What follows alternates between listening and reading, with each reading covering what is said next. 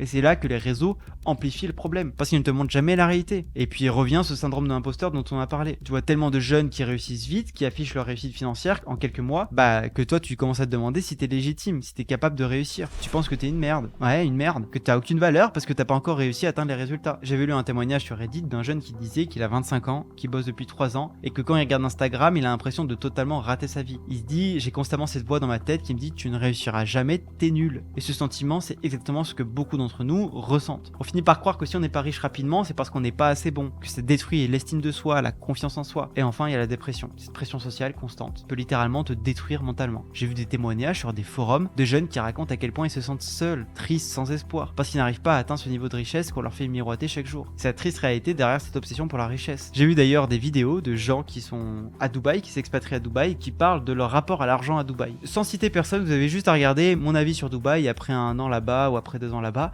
et c'est des gens qui arrêtent pas de dire qu'à Dubaï, tout le monde voit la vie par le prisme de l'argent, qui se disent que dans un sens ça les fait performer, mais dans un autre sens ils se disent que c'est triste cette vie où ils sont tout le temps drivés que par l'argent et ils voient pas le reste.